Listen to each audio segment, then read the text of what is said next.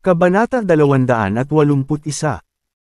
Pagkababa ng tawag, hinawakan ni Alexander sa braso si Yulia at walang ibang salita na bumalik sa sasakyan.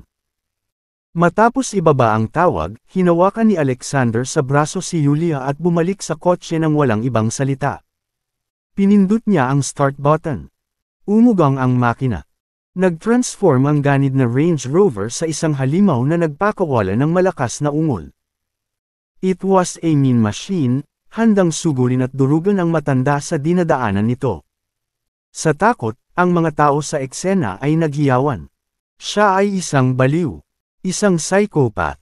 $2 million kapalit ng buhay ng tao. Iyon ay isang bastos na tao. Oh, shitty. Sa titig ng kanyang mga mata, hindi siya nagbibiro.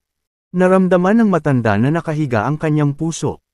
Malaki ang $2 milyong, ngunit maaaring hindi siya mabuhay para gastusin ang pera. Nang walang pag-iisip, ang matanda tumalon sa kanyang mga paa at mabilis na bumagsak sa gilid ng kalsada. Bago ang matanda ay nakarating ng ligtas na paglipag, ang mga gulong sa harap ng Range Rover ay gamulong sa naunang lugar kung saan siya natamba. Vroom! Vroom! Umugang ang makina. Ang natitira na lang ay ang mga marka ng sunog na gulong ng Range Rover. Pawis na pawis ang matanda. Madudurog sana siya ng sasakyan ni Alexander kung hindi dahil sa napapanahong babala ng publiko. Ang matanda. Bulong sa isip niya. Mula sa mga nakaraang karanasan, karaniwang binabayaran siya ng tsuper ng mga mamahaling sasakyan para mawala ang aksidente. Hindi nangyayari ang mga bagay-bagay ngayon. Mas gugustuhin pa ng mga lalaki na gumastos ng $2 milyong para patayin siya kaysa makipagkasundo ng maayos. Kalokohan iyon. Mabilis na tumakbo ang isang babaeng nakauniporme.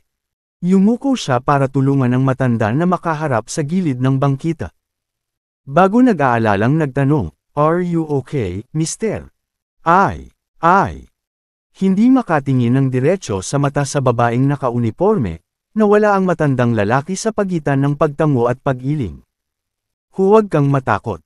Isa akong Kate sa Northville Police Station. Sumama sa akin sa istasyon, para makuha ko ang iyong pahayag. I can't believe the guy tried to knock you over in broad daylight." Dapat siyang kasuhan ng pagpatay at pagiging banta sa lipunan. Galit na bulalas ng babaeng nakauniporme habang nakatutok ang mata sa papaalis na Range Rover. Pagkatapos ay inilabas niya ang kanyang telepono para itala ang plaka ni Alexander. Tanging, kinuha niya ito. Tumungo para hanapin ang mga nanunood na nagbibigay sa kanya ng kakaibang tingin. "Opisyal, hindi ito kung ano ang iniisip mo," sabi ng isang medyo may edad na lalaki. Was the same man in a tracksuit who spearheaded a public outlash on Alexander. The uniformed woman furrowed her brows. "Anong ibig mong sabihin na hindi ito ang iniisip ko? I saw the guy trying to run the old man over." Lalaki ka pa ba? Hindi ka nanindigan laban sa kawalan ng katarungan. Ang iyong mga sarkastikong komento ay hindi gaanong kapaki-pakinabang. Ang pagbanggit ng paninindigan laban sa kawalan ng katarungan ay naglagay sa nasa katanghaliang gulang na lalaki. Sinubukan niyang gumanap na bida ngayon lang. Nako, siya ay nasa panig ng hustisya. Sa halip na sagutin ang babaeng nakauniporme, ang nasa katanghaliang gulang na lalaki ay lumingon sa matanda at mahinang nagtanong, "Hindi ka ba nataman at hindi makatayo? Paano nakakaalis ka?" "Ako." Sinubukan ng matanda na tumatawag, ngunit ang nagbabagang tingin mula sa nakapaligid na karamihan ay maaaring balatan siyang buhay. Paatras sa takot, sinubukan niyang tumakbo para dito. Sa ngayon, ang babaeng nakauniporme ay nakakuha ng ideya kung ano ang nangyayari. Pulang-pula ang mukha, sinaway niya ang matanda, "Huwag kang gagalaw. Sumama ka sa akin sa istasyon at ipagtapat ang iyong mga kasalanan." Naduraj ang puso ng matanda. Nag-backfire iyon sa kanya. Ang gusto lang niya ay ma-accident at makakuha ng pera sa may-ari ng isang marangyang sasakyan. Hindi sumagi sa isip ng matanda na makakatagpo siya ng isang baliw na muntik na siyang masagasan ng totoo. Siya ngayon. Pag-akyat sa gate ng Ocean Hill, pumunta si Alexander para irehistro ang plaka sa security office habang naghihintay si Yulia sa labas kasama si Micah. Kabanata 282. Lumingon si Yulia at nakita ang isang lalaki at babae na naglalakad palabas ng komunidad ng Ocean Hill. Ang babaeng may mahabang kulot ay nakasuot ng pulang damit na may mababang hiwa na nagpapatingkad sa kanyang kurba. She was a sex kitten. Lahat ng kagandahang iyon ay nabahira ng mapanuksong ekspresyon na ipinakita niya sa kanyang mukha. Yulia, ikaw ba talaga yan? Ano ang ginagawa mo sa isang eksklusibong komunidad tulad ng Ocean Hill? Ang medyo pamilyar na mukha ay nagpukaw ng isang alaala kay Yulia. Ang babae ay si Stephanie Stevenson. Nagbahagi sila ng mesa noong high school. Gayunpaman, si Stephanie ay palaging isang walang kabuluhang babae na tumangging maging outshine. Si Yulia ay walang katulad na makipag-chat sa kanya. Sa oras na iyon, ang lahat ng mga lalaki sa paaralan ay hindi maalis ang kanilang mga mata mula sa napakatalino na babae ni Yulia. Sapat na dahilan upang si Stephanie ay maging isang halimaw na may berdeng mata. Gayunpaman, nakuha ni Stephanie ang hangin na huminto si Yulia sa pag-aaral noong taon ng kanilang pagtatapos. Si Yulia ay nagsilang ng isang sanggol na ang ama ay hindi kilala hindi nagtagal at itinaboy ng kanyang pamilya. That was it for her future. Since then, Stephanie would get a sense of superiority every time she saw Yulia. The guy next her was her newfound rich boyfriend. Nagtama ang mag-asawa, at malapit nang tumunog ang mga kampana ng kasal. Binibilang ni Stephanie ang mga araw hanggang sa maging asawa siya ng isang mayamang asawa.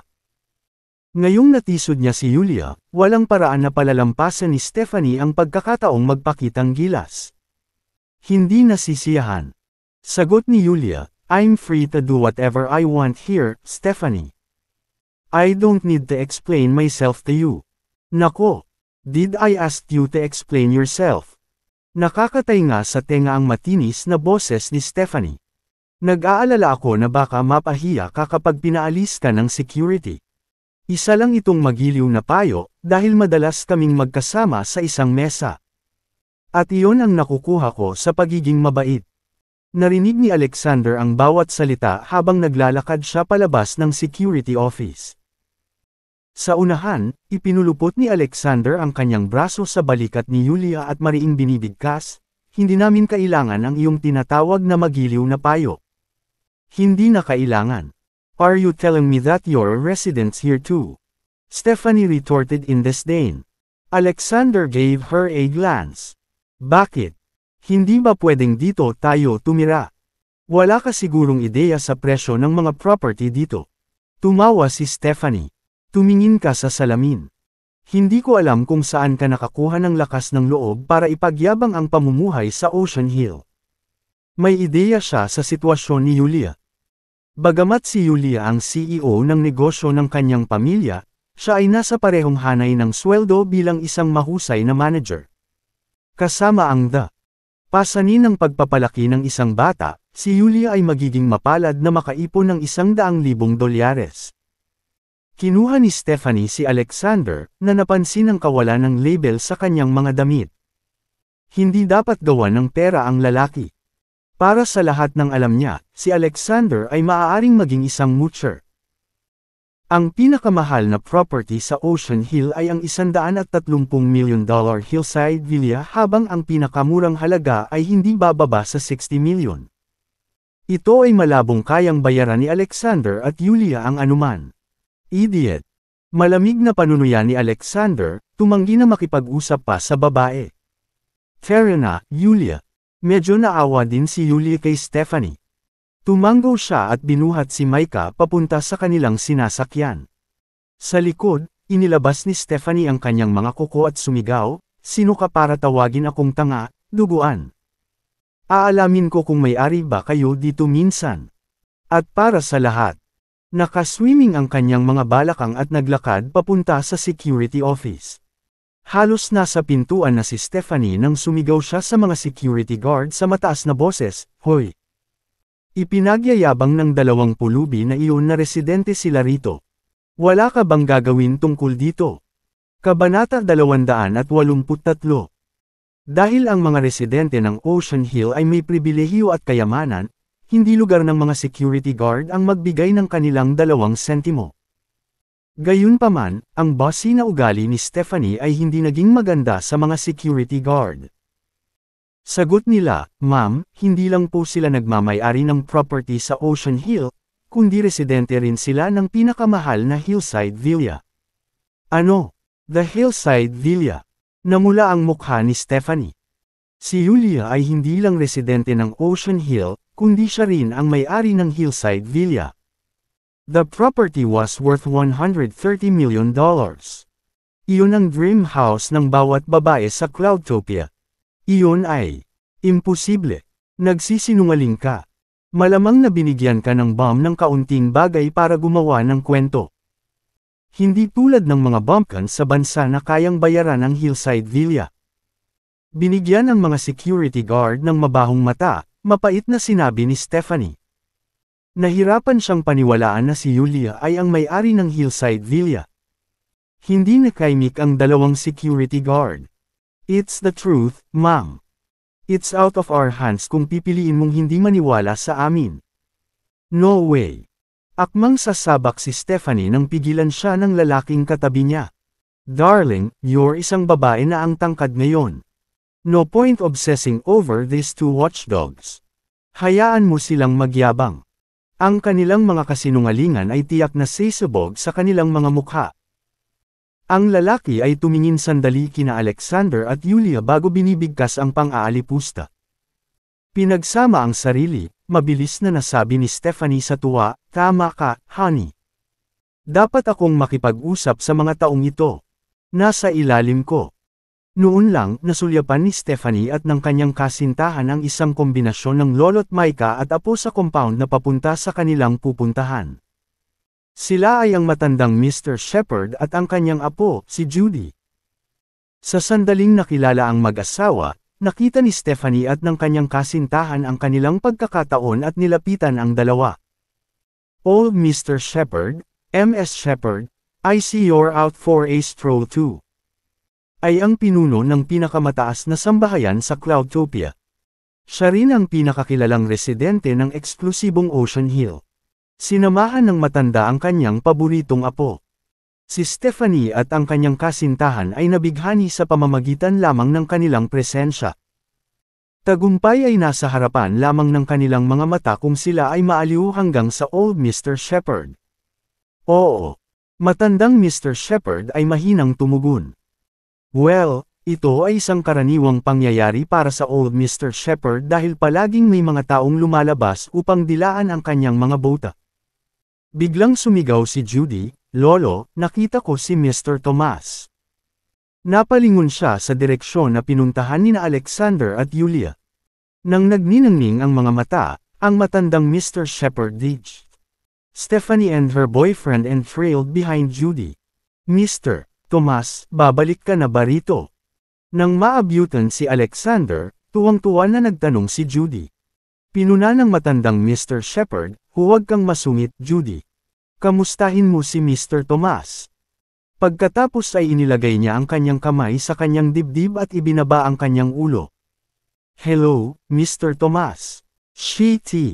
Stephanie and her boyfriend was mind-blown.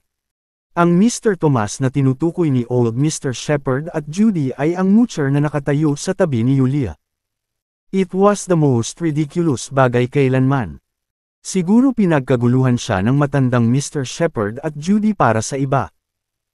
Si Stephanie ay nagpatakbo ng maraming senaryo sa kanyang isipan, na ayaw maniwala na ang lalaking kasama ni Julia ay higit na iginagalang kaysa sa matandang Mr. Shepherd. Ang 2 security guard, na kumuha ng pang-aabuso mula sa kanya ngayon, nanunuya kay Stephanie, "Ma'am, maghay-hinala ka ba na may nakuha si Old Mr. Shepherd mula sa lalaki para gisingin ka?" Nobela. Kabanata 284. Ikaw. Natigilan si Stephanie sa mga salita. Ang matandang Mr. Shepherd ay hindi isang lalaking nakikipaglaro sa isang palaboy. Bukod pa rito, ang isang batikang veterano tulad ng matandang Mr. Shepard ay hindi malito ang isang tao para sa ibang tao. Sa mukha, natakot ang kanyang nobyo at mahinang bamulong, tama na. As if we don't have enough problem because of your loose dila. Spooked, Stephanie shot her trap. Sa paghusga sa paggalang na ipinakita ng matandang Mr. Shepard kay Alexander, si Stephanie at ang kanyang kasintahan ay nagsimulang manginig sa kanilang mga bota. Nagalit lang sila. Isang lalaking may mas mataas na pagpapahalaga kaysa sa matandang Mr. Shepard. Nalalapit na ang kapahamakan kung magdaramdam si Alexander at magpahayag ng sama ng loob kay old Mr. Shepard.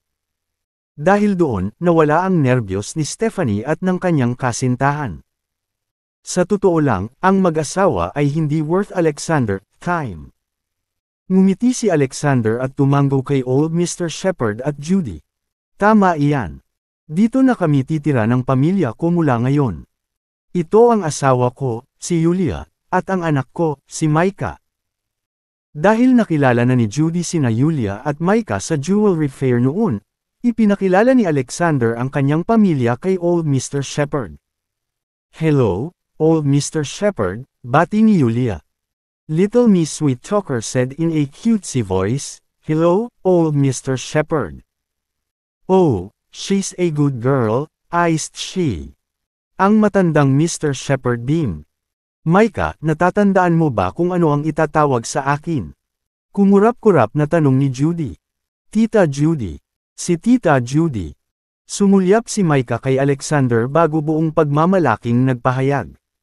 Hinaplos ni Judy ang matambok na mukha ng batang babae, sinabi ni Judy, bastos kang maliit na bagay. Pagkatapos ng isang kaaya-ayang pag-uusap, tinamaan si old Mr. Shepard na ilang pinto na lang ang layo ni Alexander kung mayroon siyang anumang mga katanungan tungkol sa pag-eehersisyo mula nang lumipat si Alexander dito kasama ang kanyang pamilya. Tuwang-tuwa, ngumiti ang matandang Mr. Shepard at sinabing, Mr. Tomas, marami ka bang bagahe sa kotse? May oras kami ni Judy. Matutulungan ka naming ilipat ang mga gamit mo. Nakataas ang manggas, ang matandang Mr. Shepard ay handa nang bumaba at marumi. Sa hindi kalayuan, si Stephanie at ang kanyang kasintahan ay hindi nakaimik. Sino ba si Alexander? Kahit na ang matandang Mr. Shepard. Nagboluntaryong tulungan si Alexander sa kanyang mga bagahe. Hindi isang pribilehyo ang matamasa ng mga curry sa ikalawang ranggo. Dahil sa mga kalokohan ng matandang Mr. Shepard, ikan-away ni Alexander ang kanyang braso. Mabuti naman kami. Nasa bahay na namin lahat, kaya damit lang ang kinuha namin. Sige, magkapit-bahay kami ngayon. Tawagan mo ako kung may kailangan ka. Ilang pinto na lang ang layo ko. Nang magpahiwatig, nagpaalam si matandang Mr. Shepard kay Alexander. Para naman kay Stephanie at sa kanyang kasintahan, nakayuko sila sa isang sulok ng opisina ng seguridad para hindi makita ni Alexander. Ang presensya ay maaaring magpaalala kay Alexander ng naunang pangyayari, at ang huli ay maaaring sumunod sa kanila. Nilagyan ng label ang mag-asawa na hindi gaanong mahalaga, si Alexander ay nagmamaneho patungo sa tarangkahan ng villa sa gilid ng burol. Naglakbay, nabigla sa karangyan ng villa. Sweetheart, do you like our new home? With Micah in his arms, Alexander flauntingly asked. I love it so much.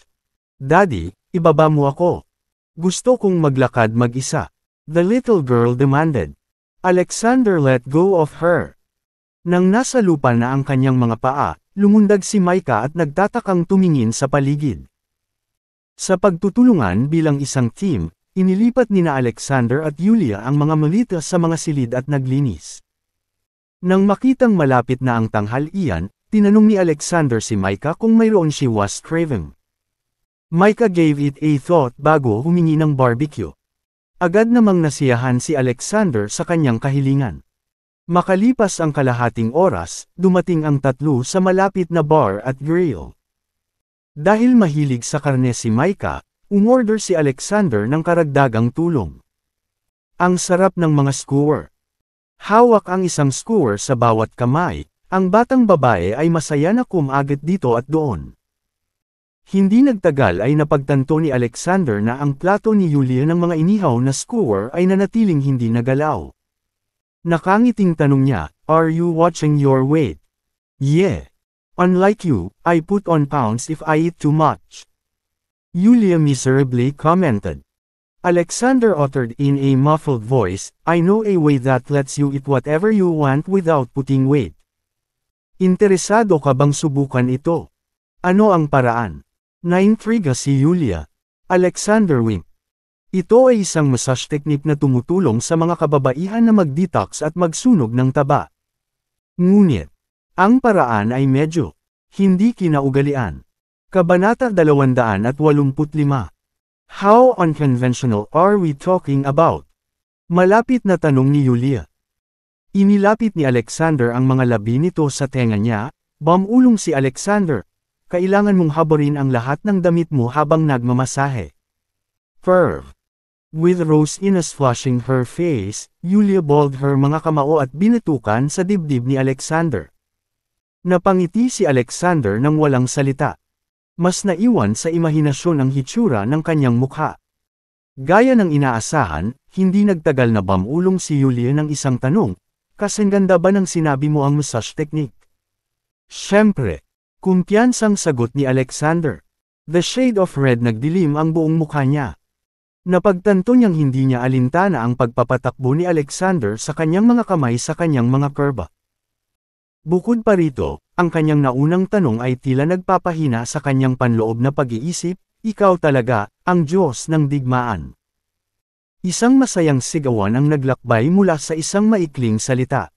Distansya. Napatingin si Yulia nang mabilis na lumapit sa kanila ang isang lalaking nasa edad 50. Naka-plaster ang lalaki sa body cast at may benda pa sa ulo. Ang naglalakad na mummy ay hindi magandang tanawin.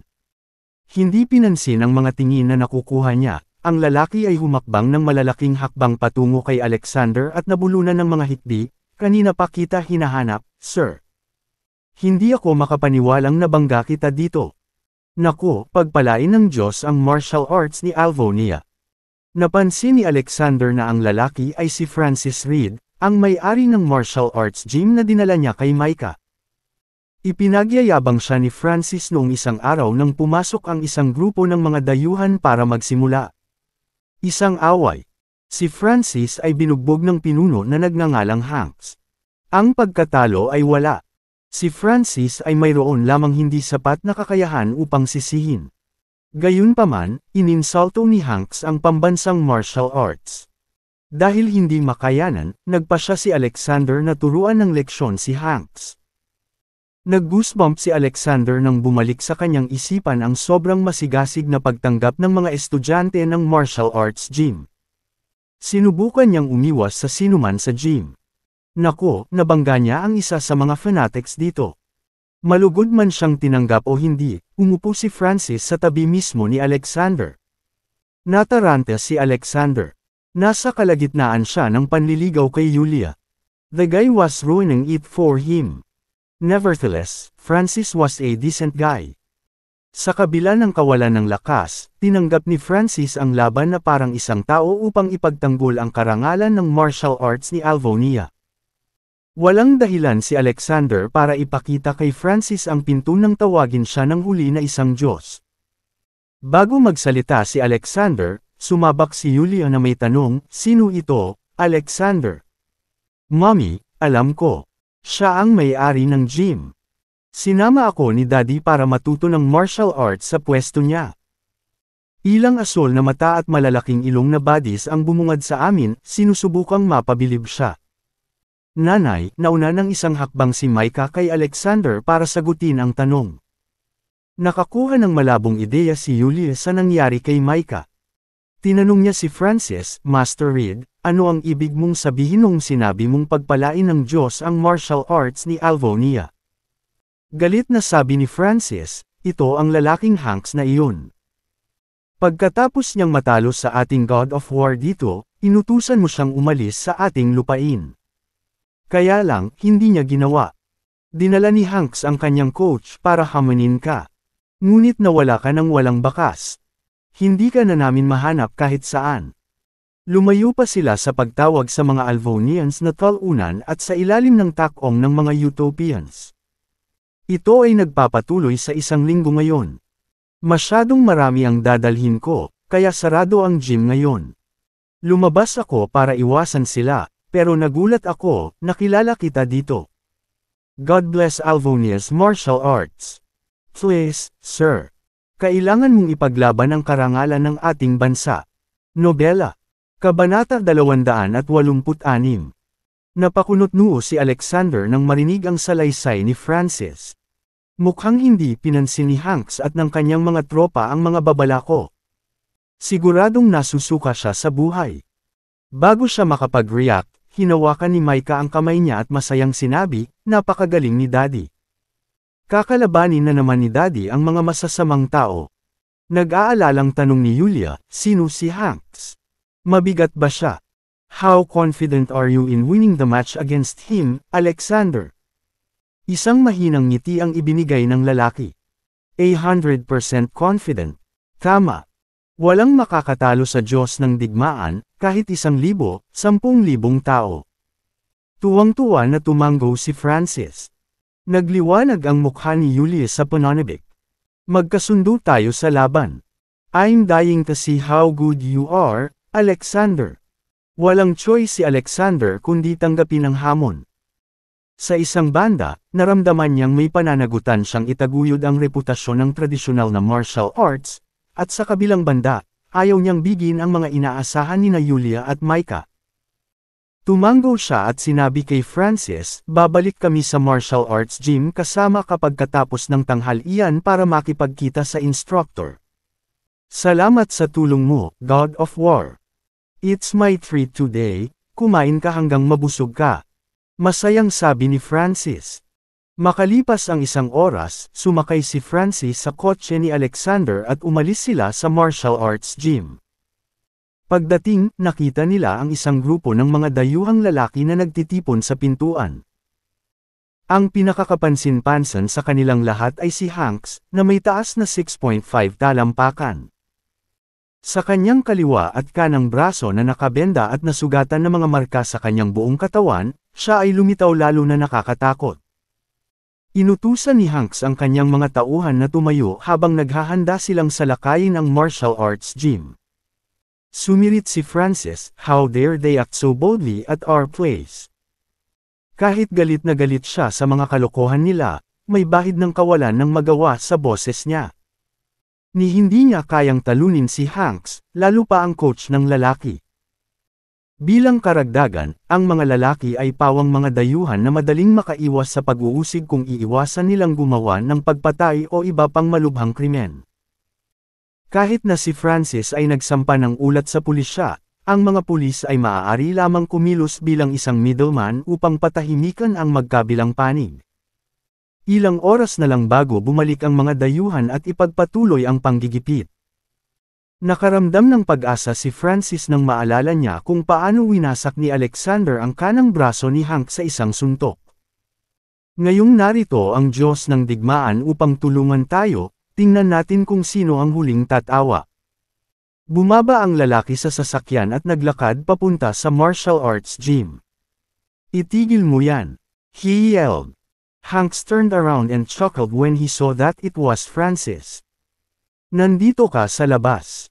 Akala ko nagtatago ka na parang talo sa loob ng gym. Tumakbo ako. Wala sa pasensya, matanda. You need to get the lad to fight my coach today, or else, I swear susunugin ko ang martial arts gym. Mismo na ba ako? Nangangati ka na ba sa panibagong bagbog? Malamig na sabi ni Alexander, na sinamahan ni Yulia at Micah. Ang muling pagkikita ni Alexander ay nagbalik sa nakakakilabot na alaala. Nang inig si Hanks nang maramdaman ang pananakit ng kanyang kanang braso. Agad na huminto ang ulo. Ilang lalaking kumatok sa pinto nang makitang dumating si Alexander. Mas alam nila kaysa saktan ang kanilang mabigat na kaaway. Lumapit si Alexander kay Hanks at hiniling, sinabi ko sa iyo pagkatapos ng iyong huling pagkatalo upang makaalis sa aking bansa. Anong ginagawa mo pa dito? Totoo bang lahat ng dayuhan ay may kakapal na balat? Nobela. Kabanata 287. Napakunot noo si Hank sa frustration. Nilingan niya ang kanyang ulo at sumigaw, "Coach!" Sa di kalayuan, isang malaking lalaki na may itim na balat ang lumukso mula sa kanyang upuan. Walang nakapansin sa presensya niya kanina habang tahimik siyang nakaupo sa isang sulok. Nakita ni Alexander at ng iba pa halos kasing tangkad ang coach ni Hanks. Gayunpaman, siya ay nakikitang mas malakas at mas matipuno kaysa sa kanyang estudyante. Kung si Hanks ay kahawig ng isang oso, ang kanyang coach ay isang hayop. Napunit ang mga kalamnan at bawat, "Siya iyon, coach." Itinuro ni Hanks si Alexander. Sinulyapan ng coach si Alexander na walang pakialam. "Natalo mo ba ang estudyante ko?" "Oo," ang panunuyan ng lalaki. Lumapit si coach sa pagsisikap na takutan ang kanyang kalaban. "Sige, kung ganoon. Sa ngalan ng lahat ng Utopians, hinahamon kita sa isang laban. Handa ka na ba?" "Hindi ka karapat-dapat na ipaglaban ako," nginisya ni Alexander. "How dare he wreak havoc in my country, Alvonia?" Napakawalang kwenta niyang tanga. Dahil hindi nila naiintindihan ang kahalagahan ng pagpapakumbaba at pag-alam sa sariling limitasyon, hindi ako masisisi sa pagiging makulit. Naikuyom ng coach ang kanyang mga kamao sa galit sa pagtrato sa kanya ni Alexander. Hindi siya sigurado kung ang lalaki ay magkakaroon ng lakas ng loob na harapin ang hamon. Sa inis niya, ininsulto ni Alexander ang kanyang mga kakayahan sa pagsasabing hindi siya karapat-dapat sa hamon. Tinuya ni Hanks, "Tanggalin na natin ang mga mind games, anak. Nanghina ka na ba sa tuhod pagkatapos mong makita ang coach ko?" "Oo, tama iyan." Agad namang tumigas ang coach at sinabing, "Handa akong palayain ka kung luluhod ka sa harap ng martial arts gym at ipahayag na ang martial arts ay isang walang kwentang kasanayan. Ang libreng kakayahan sa pakikipaglaban ng Utopian ay ang pinakamahusay na diskarte sa pakikipaglaban sa mundo." Sabay-sabay na tuwang-tuwa si Hanks at ang kanyang mga tauhan matapos makita kung gaano ka-confident ang kanilang coach. "Hindi ka ba masyadong kumpiyansa noong nakaraan? Nakakuha ka na ba ng malamig na paa sa harap ng coach ni Hanks?" Ang mga Alvonians ay mga mahihina na walang kwenta. Dapat ipagbawal ang martial arts. Dapat malaman na matutunan ng lahat ang libreng kakayahan sa pakikipaglaban mula sa Utopia. Nakaramdam si Francis ng matinding galit na bumabalot sa kanya nang marinig niya ang pamumuna ng mga lalaki. Desperado siyang tumingin kay Alexander at nagmakaawa, "Tulungan mo kami, Diyos ng digmaan." Hindi rin sinang-ayunan ni Alexander ang pagmamataas ng mga lalaki. Walang mamamayan ng Alvonian ang maaaring magparaya sa walang bisang pagpuna sa kanilang bansa. Pinandilatan niya ang kanyang kalaban at sinabing, "Hindi ka karapat-dapat sa aking oras, ngunit kaya kung kumatawan sa mga Alvonians at turuan ka ng leksyon." "Paano mo ba ako balak turuan ng leksyon?" Isang malakas na tawa ang pinakawalan ng coach at nagpatuloy, "Tara na. Tingnan kung gaano katagal ang kinatawan ng Alvonian." Kaagad siyang sumugod ng buong lakas nang hindi naghihintay na tumugon sa kanyang kalaban. Ang mga manunood sa patimpalak ay sabik na tumitingin habang umiinit ang aksyon. Habang ang instructor ay lumilitaw na nangingibabaw kay Alexander, ang mga puso ni Julia at Francis ay biglang tumibok sa kanilang dibdib. Sa kabaligtaran, si Hanks at ang kanyang mga tauhan ay nabigla sa pananabik habang inaasam nilang makita ang malagim na pagkatalo ni Alexander. Mahulog. Mahinahon niyang bulong. Kabanata 288. Natatakot ka ba? Nang makita ng mga Utopia na dayuhan na si Alexander ay nanatili sa kanyang kinaroroonan, hindi kumikibo, hindi nila napigilan ang pagngisi at panunuya sa kanya. Kahit si Hanks ay tinitigan si Alexander ng masama na parabang siya ay isang tulala. Tiyak na hindi siya naniniwala na kakayanin ni Alexander ang mga suntok ng kanyang coach. Para naman kay Francis, inisip niya na umalis na si Alexander sa kanyang katinuan. Nang hindi sinasadya, sumigaw siya sa pagkadismaya, "Diyos ng digmaan! Mag-ingat ka!" Kahit sumigaw siya, biglang natigilan ang mga ekspresyon ng lahat ng naroroon. Nalaglag ang mga panga, napanganga sila ng hindi makapaniwala. Sa harap ng kanilang mga mata, ang matipunong utopian na coach ay lumitaw na bumangga sa isang uri ng invisible force field nang siya ay nasa loob ng 4 na pulgada bago maabot si Alexander. Sabay-sabay nitong itinigil ang kanyang pag-atake. Higit pa rito, sa kabila ng kanyang matipuno at matibay na pangangatawan, agad siyang pinalipad pabalik. Wham! Sa isang malakas na kalabog, bumagsak ang coach sa isang matibay na haligi mga 20 talampakan sa likuran niya. Bagamat gawa sa semento, ang agad na nabasag ang haligi. Bumagsak ang coach sa lupa ng malakas, umaagos ang dugo mula sa kanyang ilong at bibig. Gayunpaman, ang kanyang mga problema ay hindi pa tapos. Ang ilang di nakikitang puwersa ay nagtulak sa kanya patungo kay Alexander na parang pinagulong-gulong siya ng isang malakas na sipa. Natapos lamang ang kanyang nakakahiya na paglalakbay nang sa wakas ay maabot niya ang mga paa ni Alexander, gamulong sa buong daan. Bago pa man niya maisip kung ano ang nangyari sa mundo, umubo siya ng isang subo ng dugo at nahimatay. Malinaw na nagtamo siya ng matinding pinsala sa loob. Lahat ng naruroon ay nakatayo roon, dilat ang mga mata at nakanganga sa hindi kapani-paniwalang eksenang naganap sa harap nila. Nagtatakang nakatingin sila kay Alexander. Tulad ng coach, hindi nila maisip kung kailan o paano siya gumawa ng kanyang hakbang. Sa isang bagay, si Alexander ay hindi gumagalaw kahit 1 pulgada. Ang tanging ginawa niya ay bumulong, fall. Sino ang mag-aakala na ang pagbigkas lamang ng isang salita ay magreresulta sa isang kakilakilabot na kinalabasan? Talagang hindi ka panipaniwala. Ang sinumang hindi pamilyar sa sitwasyon ay maaaring mapatawad sa paniniwalang si Alexander ay naglalagay ng isang palabas, at ang napakalaking kalamnan, madilim ang balat si coach ay isang kasabwat na binayaran para tumulong sa akto. Sa puntong ito, isang hinala ang sumilay sa isipan ni Francis, na nagpagulong-gulo sa kanyang utak. Ito ay dapat isa sa mahigpit na binabantayang mga lihim na mantra ng esoteric martial arts world, isa na hinabol ng maraming ngunit kakaunti ang naturuan. Higit pa rito, Alexander ay isang master ng esoteric martial arts. Nang makita ni Hank at ng grupo ng mga utopians na nakahandusay sa kanilang coach, wala silang kahihiyan. 12 pinaka-nakakatawang mag-asawang rom-com. Walang malay sa lupa na parang patay na isda, sa sobrang takot ay nagsimulang manginig ang kanilang mga binti na parang halaya. Ang kanilang coach, na kayang hawakan ang sarili laban sa sinumang heavyweight champion, ay hindi makatiis ng kahit isang suntok ni Alexander. Isang suntok dahil hindi gumagalaw si Alexander. Ang agwat sa pagitan ng mga kakayahan ng dalawang lalaki ay parang distansya sa pagitan ng langit at lupa. Walang sapat na salita ang makapaglalarawan dito.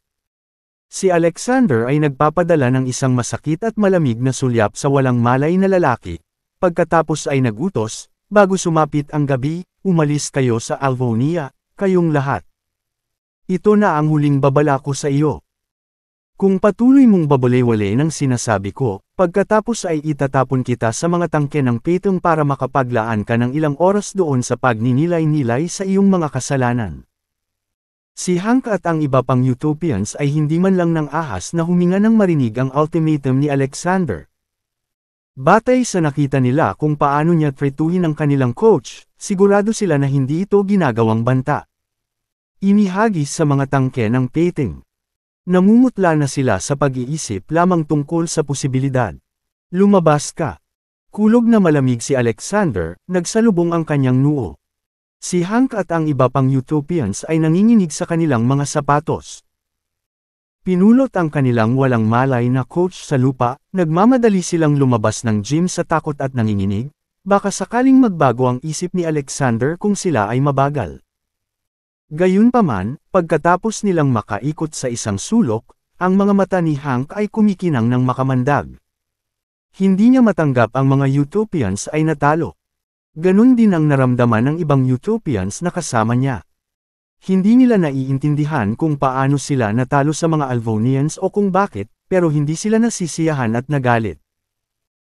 Sa harap ng martial arts gym, tumingin si Francis kay Alexander na may pagsamba. Time na mga mata at nagmakaawa, Diyos ng digmaan, ikaw ay isang master ng esoteric arts at ang kanilang mga lihim na mantra. Mangyaring kunin ako bilang isa sa iyong mga mag-aaral. Nakikiusap ako sa iyo. Habang nagsasalita siya, lumuhad siya sa harap ni Alexander, nakakapit sa kanyang binti. Kabanata 289. Mabilis na umiwas si Alexander at umatras kay Francis. Isipin mo ang isang lalaking nasa edad 50 ang kumikapit sa aking binti at sinisigawan ako ng salitang master. Nakakatakot. Master Reed, natatakot akong abala ako, kaya aalis na ako. Tumawa si Alexander. Mabilis niyang kinaladkad si Yulia pabalik sa sasakyan at umalis. Binalak niyang magpalipas ng hapon sa pagpraktis ng martial arts kasama si Micah doon. Gayunpaman, ang labis na pagnanasa ni Francis ay nagpaisip sa kanya tungkol sa kanyang plano. Nang makita ang pagkagulat ni Alexander, nagpout si Francis. Nasa sabik ba ako kaya natakot ako sa Diyos ng digmaan? Sa Land Rover. Daddy, natalo mo ang mga masasamang tao nang hindi gumagalaw kahit isang pulgada. Ang galing ni Daddy. Pumalakpak at tuwang-tuwa si Micah habang nakikita si Yulia kay Alexander. Bakas sa mga mata niya ang pag-usisa at pagpapahalaga at paghanga pa nga tulad ni Micah. Ito ang minsang lalaking pumasok sa kanyang opisina na may dalang mga medalya at resume at hiniling na maging siya, kontratang asawa. Sa loob ng 2 buwan, paulit-ulit niyang pinrotektahan ang mga ito mula sa anumang pinsala o malupit na pagtrato. Ang kanyang kakayahan, higit na kaalaman, at kayamanan ay pa sa isang sundalo. Alam ni Yulia na malamang na mayroon siyang masalimuot na background upang makamit ang gayong mga tagumpay at doon napakaraming natuklasan. Ngunit, hindi tulad noon, nababawasan ang kanyang pagnanais na malaman ang tungkol sa katotohanan. Walang alinlangan na magiging maayos ang pakikitungo ni Alexander sa kanya at kay Micah, na sapat na para sa kanya. Alam niya na anuman ang kanyang pagkakakilanlan, he would explain it to her one day. Tutal hindi naman siya nagmamadaling malaman. Bahagyang hinawakan ni Yulia ang malalaking kamay ni Alexander habang nag-iisip. Nagkatinginan sila at ngumiti, magkahawak ang kanilang mga kamay. Nang bumalik sila sa Ocean Hill, nagpasya si Alexander na dalhin si Micah sa Hillside Villa para sa kanyang martial arts practice. Si Yulia, na nakasaksi. Ang insidente sa martial arts gym, nakakagulat na sumali sa pagsasanay. Noong gabi, si Alexander ay nag-uusap ni Yulia kung ano ang kakainin para sa hapunan nang biglang tumunog ang kanyang phone. Si Val-Iri iyon. Medyo nagulat si Alexander pero kalaunan ay sinagot ang tawag. Hey Val-Iri, anong meron? Hi, Alexander. Hindi ba kita matatawag kapag walang nangyari? Tumikim si Val-Iri sa kabilang dulo. Hindi ko sinasadya. Isang awkward na tawa ang pinakawalan ni Alexander. Agad na tumaas ang tenga ni Yulia para makinig sa gilid. Natawa si Val-Iri. Nagbibiro lang ako. Tignan mo masyado kang tense. Anyways, libre ka ba ngayong gabi? Gusto kitang i-treat ng kain. Kainan. Linggo ngayon, at ang aking asawa at anak na babae ay nasa bahay, kaya parang wala akong oras. Sumilip si Alexander kay Yulia at Micah, na nasa tabi niya, habang siya ay sumagot. Val-Iri. 10 mobile app na maaaring kumita ng pera. Ad. Humagulgol at nagpanggap na kalmado bago sinabing, stop overthinking, Alexander. Tinatrato lang kita ng pagkain bilang salamat sa pagtulong sa akin ng 2 beses. Dahil kasama mo ang asawa at anak mo, isama mo sila. Mas marami, mas masaya, di ba? Nag-alinlangan si Alexander. Ang mga pangyayari ay may kaugnayan pa rin sa akin, kaya hindi mo kailangang. Bago niya matapos ang kanyang pangungusap, sumabad si Val-Iri. Hindi mo ba ako ipapakilala sa asawa mo? Kabanata 290. Gusto tayong i-treat ng kaklase ko sa high school na si Val-Iri sa hapunan, bulong ni Alexander habang tinatakpan ang receiver ng telepono. Val-Iri Pierce. Mahinang tanong ni Yulia habang humarap sa lalaki. Biglang napabulalas si Micah, tama, mommy. Siya ang babaeng kasing ganda mo. Tatanggihan ko ang imbitasyon niya, tumanggo si Alexander at kinakabahang sinabi, hindi sigurado sa iniisip ni Yulia dahil sa madilim niyang ekspresyon. Nagsalita, bakit natin tatanggihan ang isang imbitasyon sa hapunan, lalo na ang isang kagandahan? Nagi-guilty ka ba, o nag-aalala ka na pagmumukin kitang masama? Walang sinabi si Alexander dahil hindi siya sigurado sa sasabihin. Gulong-gulo na ang kanyang isip at nagsimula siyang bumuhos ng malamig na pawis. Okay lang ba si Yulia, Alexander? Val-Iri probed. She's all okay with it. See you later. Mabilis na tinapos ng lalaki ang matapos tawagan ipaalam kay Val-Iri ang desisyon ni Yulia.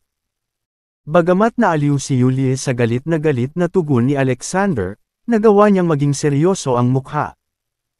Kaya naman, walang pagpipilian ng lalaki kundi patahimikan siya, sa pag-asa na ito ay magpapagaan ng kanyang kalooban. Niyakap niya ito at malumanay na sinabi, ang asawa ko ang pinakamagandang babae sa planetang ito. Ang sweet talker naman. Sinubukan ni Yulia na kumalas sa paglabas at umalis upang magbihis. Nang mapansin ni Alexander ang nararamdamang ngiti nito, nakahinga ng maluwag si Alexander dahil alam niyang napatahimik ang kanyang asawa. Nakahinga ng maluwag si Alexander nang mapansin niya ang ngiti nito, alam niya na napatahimik ang kanyang asawa. Ang pagharap sa selos ng isang babae ay mas mahirap kaysa sa pakikipaglaban sa isang makapangyarihang hukbo. Si Alexander, Yulia at Micah ay nagsimulang maglakad papunta sa Marangyang restaurant pagkatapos ng kalahating oras. Pagdating nila, dinala sila ng waiter sa isang VIP suite na espesyal na ni-reserve ni Val-Iri para sa gabi.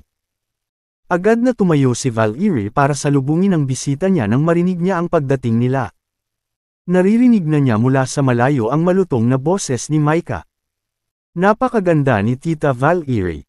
Tuwang-tuwa sa papuri ng batang babae, sinabi ni Val-Iri, mabait ka ba, Micah? Pinutol ni Alexander, Val-Iri, hayaan mong ipakilala kita sa asawa ko, si Yulia Su. Ang humarap ang babae kay Yulia, na tumabi kay Alexander. Lumiwanag ang mukha niya habang bumubulusok, you're so stunning and gorgeous, Yulia. Hindi nakakagulat na palaging kinakanta ni Alexander ang iyong mga papuri. Kahit babae, banihag ako ng iyong pagiging kaakit-akit. Nakangiting sagot ni Yulia, napaka-sweet mo, Val-Iri. Maganda ka rin. Si Micah ay nananabik sa iyong mga talento mula nang makita niya ang iyong sarili. Concert.